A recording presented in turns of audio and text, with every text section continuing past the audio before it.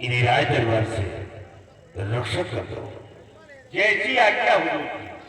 चलो कंजलियों, एक एक बारी बारी करके महाराज के आदाब अर्ज कीजिए और अपना अपना इनाम लेकर राज दरबार से रुखसत हो जाएं।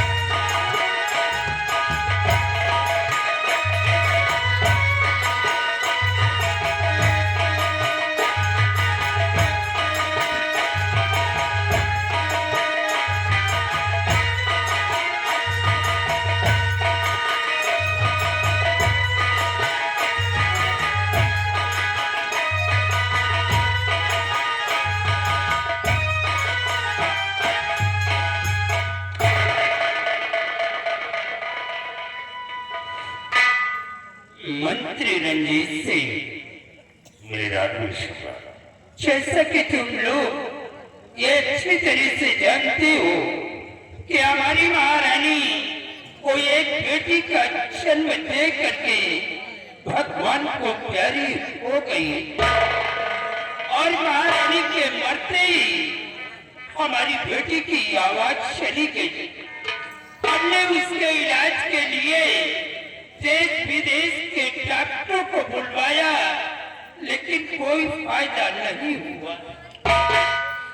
मंत्री रंजीत सिंह, मैं हर वक्त यही सोचता हूँ कि हमारे न रहने के बाद हमारे इस ताज और तख्त का वारिस कौन होगा। हमारे न रहने के बाद हमारे शाही महल में दीपक कौन जलाएगा। बस इसी गम में हर वक्त मैं डूबा रहता हूँ। कुछ समझ में नहीं आ रहा कि मैं क्या करूँ और क्या न करूँ। महाराज जी कहते हैं विधि का लिखा हुआ कोई टाल नहीं सकता है। और महाराज जब से महारानी जी का देहांत हुआ ही राजकुमारी जी की आवाज चली गई। न तो कुछ बोलती है और न ही महाराज कुछ करते हैं। और महाराज देश विदेश के डॉक्टर बाबा को बुलाया गया है, लेकिन कोई समस्या का समाधान नहीं हो रहा। तो महाराज मैं तो यही कहता हूँ राजकुमारी कभी ठीक नहीं होगी।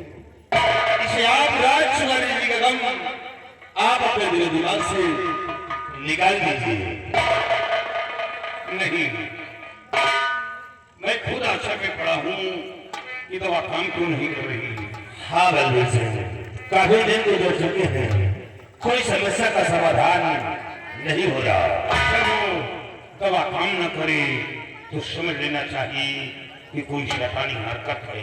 क्या शैतानी हरकत है? हाँ, तो फिर उसके लिए दूसरा उपाय है। क्या है? हे महाराज जी बिन मानो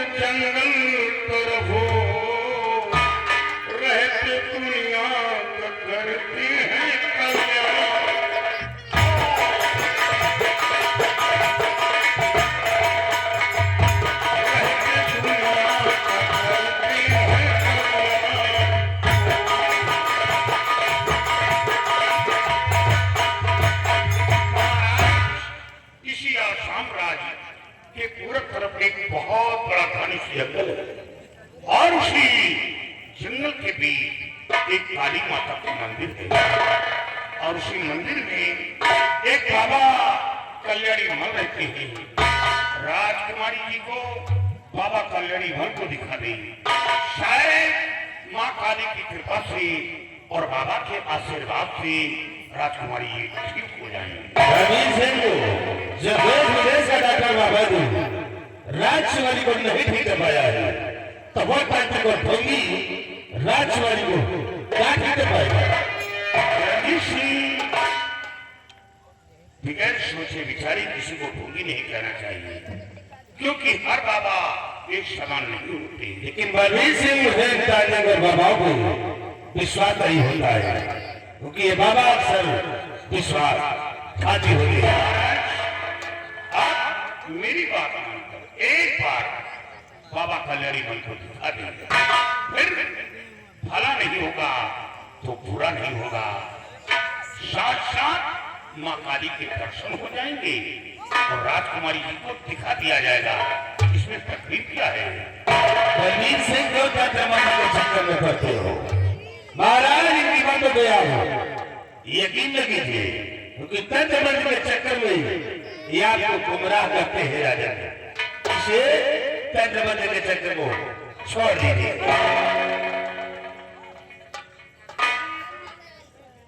रणजीत सिंह, तुम क्या चाहते हो कि हमारी बेटी कभी ठीक न हो? मैं तो चाहता हूँ ठीक हो जाए। तो दिखा देने में अर्थ क्या है? इन बाबाओं पर कैसे विश्वास किया जाए? खामोश! आप एक मंदिर पे जा रहे हो। बलवीर सिंह, तुम ठीक कहते हो। तो ठीक कहना तुम्हारा है बलवीर सिंह, तुम्हारी बातों से मैं नहीं इनकार हूँ। अगली वारदात में बेटी दीक्षा को मैं चलूं बाबा के ठिकाना करूं कुछ इलम।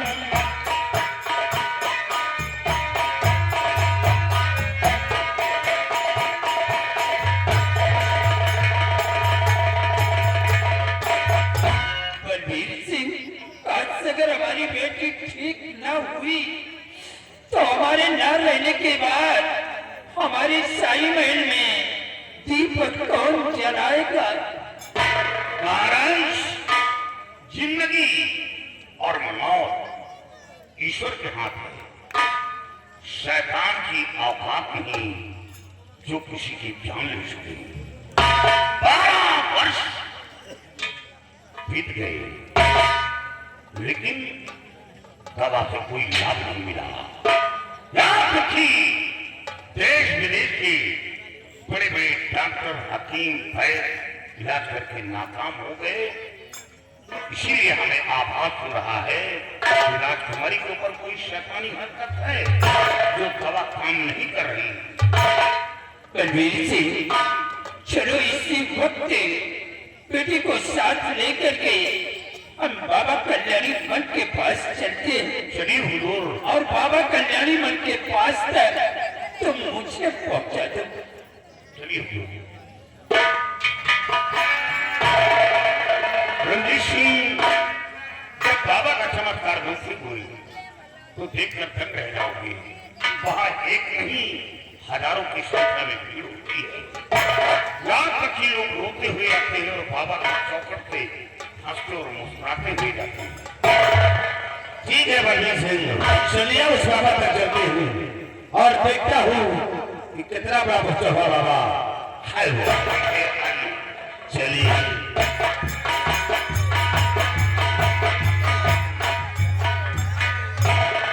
कहे कि मैं खौरिया जा रहा हूँ।